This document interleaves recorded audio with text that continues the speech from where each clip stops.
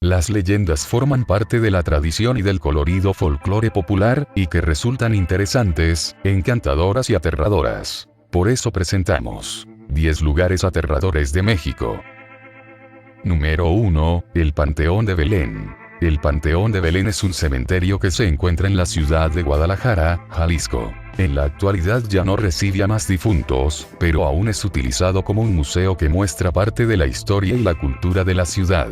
Sin embargo, este conocido panteón llama la atención por los incontables sucesos sobrenaturales que acontecen dentro de sus territorios. En sus inicios fue construido como una fosa común para albergar los cadáveres de los pobres que no tenían para pagar un entierro decente, además de que sirvió como depositario de los cuerpos de las víctimas de las plagas que azotaron duramente a la ciudad.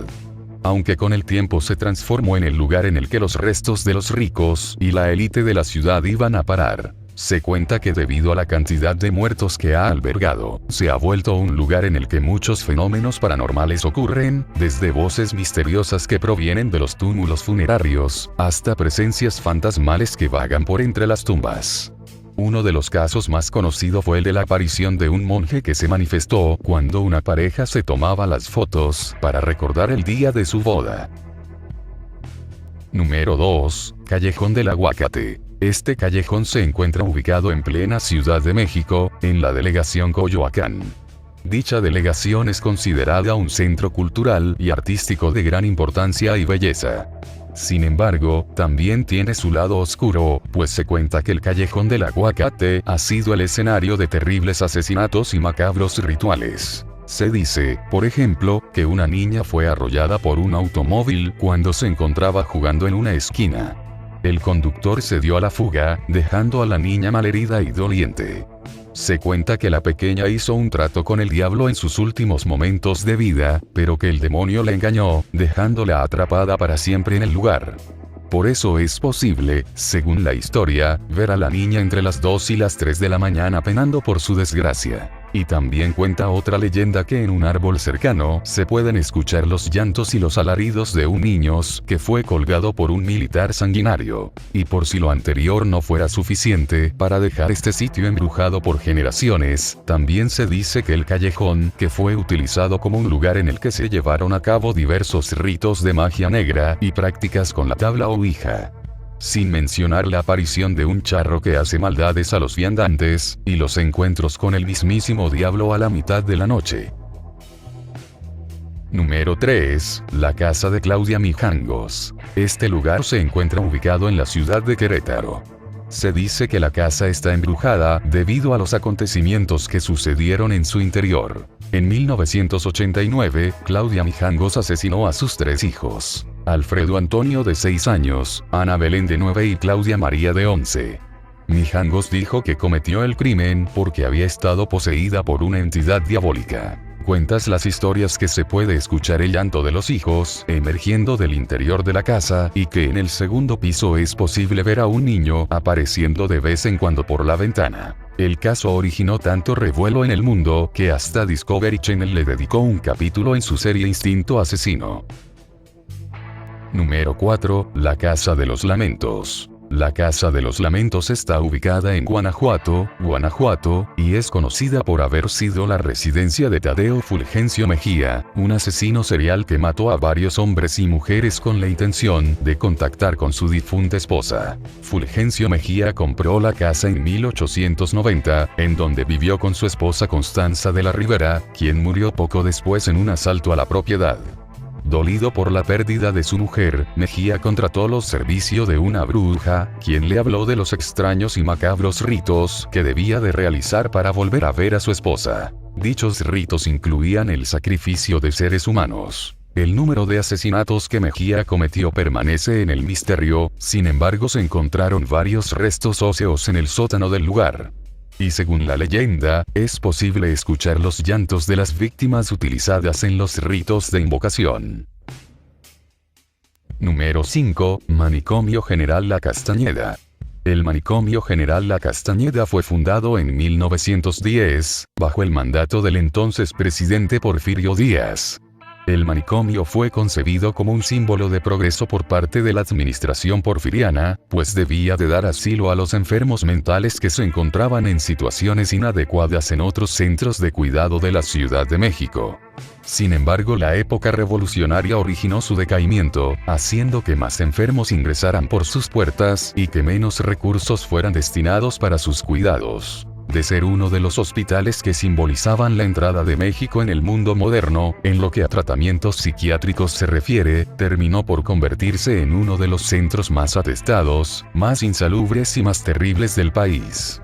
Dentro de sus paredes tuvieron lugar los actos más atroces de abuso en contra de los pacientes, a los que se les trataba de la forma más cruel e injusta. Por eso se cuenta que después de su cierre en 1968, diversos fenómenos paranormales se han presentado en los terrenos de lo que antes era la Castañeda, en donde ahora se encuentran un Walmart, un centro deportivo, unidades habitacionales, una escuela de nivel básico y la escuela preparatoria número 8. Según las leyendas, son múltiples los encuentros con las almas en pena de los internos del antiguo asilo, que rondan ahora entre las nuevas construcciones, llorando por la terrible suerte que conocieron dentro de las paredes de uno de los manicomios más infames de la historia moderna de México.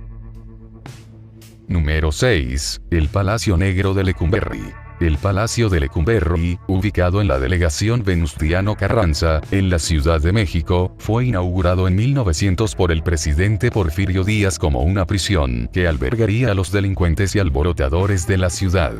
Sirvió para tales fines durante 76 años, llegando a su fin en 1976, cuando se transformó en el Archivo General de la Nación, en los cuales se ganó el apodo de Negro, debido a las terribles atrocidades que tenían lugar dentro de sus paredes.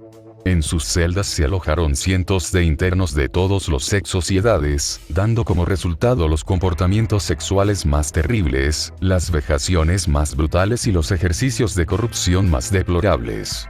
A los internos se les trataba de la manera más inhumana. Estaban desatendidos, mal alimentados y eran tratados violentamente. Se dice que en sus pasillos, gracias a las crueldades que se llevaron a cabo en su interior, aún es posible encontrarse con los fantasmas de los antiguos habitantes del infame Palacio Negro. Sin embargo, son dos los principales espíritus que pueden verse vagando dentro de las instalaciones. El primero, el fantasma de un hombre que ronda por los pasillos, capaz de interactuar con las personas que lo ven. Algunas veces el espectro comenta: mi nombre es Jacinto, de nuevo, Amalia no ha podido venir, para esfumarse en el acto. La segunda aparición es la de un charro negro, quien se comporta de forma grosera con la gente y desaparece repentinamente. Número 7. La Casa de las Brujas. Ubicada en Guanajuato, la Casa de las Brujas fue construida en 1845 y fue propiedad de un rico holandés. Se dice que el dueño de la casa fue encarcelado por asesinato, dejando a su hija, Susan, en custodia de sus tías en la casa. La leyenda dice que la hija fue hallada muerta de hambre y golpeada en la bodega. Desde ese día se cuenta que es posible ver el fantasma de Susan en las ventanas de la casa, de donde emergen extraños y tenebrosos sonidos. Existe otra leyenda que cuenta que hay viajeros que ven en una de las ventanas a una bella joven que los invita a ingresar a la casa. Si el viajero acepta la invitación y entra al lugar, se encuentra con dos viejas de horrible semblante que le ofrecen una copa de vino tan rojo como la sangre y la posibilidad de pasar la noche con la hermosa chica. Al aceptar, según la historia, los viajeros hallan un terrible destino a manos de las ancianas y la condena eterna. Número 8. Casino y Hotel Agua Caliente. Encontrado en Tijuana, Baja California. Fue un famoso casino construido en 1928 que fue visitado por varias estrellas de Hollywood y por ciudadanos americanos ricos, quienes disfrutaron de su bella arquitectura, de diversos shows de variedad y de la libertad de apostar. Después de que el juego fue cancelado en la República Mexicana, el casino se transformó en una escuela pública, que en la actualidad se encuentra encantada por la presencia de un fantasma femenino que suele aparecerse en sus pasillos. Cuenta el saber popular que dicho fantasma perteneció a una cantante que murió en 1930, la cual envenenó a su amante después de que ella le robara dinero. Según la leyenda, el amante, al saberse envenenado, le exigió el antídoto, pero ella se negó a dárselo. En un arranque de frustración, él la abatió a tiros. Número 9. La Isla de las Muñecas. La Isla de las Muñecas se encuentra en Xochimilco, en la Ciudad de México, y es considerada uno de los lugares más escalofriantes y embrujados de la urbe. La leyenda cuenta que la isla era el hogar de Julián Santana, un ermitaño que vivió en el sitio por más de 50 años, en donde cosechaba maíz y flores. Se dice que una niña se ahogó cerca de la chinampa de Santana, provocándole locura. Así, comenzó a colgar cabezas de muñecas en los árboles, para ahuyentar al fantasma de la niña que rondaba la isla. Tiempo después Julián fue hallado muerto, ahogado en un lugar cercano a donde había perecido la pequeña. Con el tiempo la isla se transformó en un santuario para los espíritus, a los cuales se les ofrecen dulces y velas. Algunos de los visitantes de la isla han referido que las muñecas se mueven, que guiñan y hasta que, de vez en cuando, hablan. Número 10. Casa de los Condes de la Torre Cosío y de la Cortina. Esta casa se encuentra en el número 94 de la calle República de Uruguay, en el centro histórico de la Ciudad de México.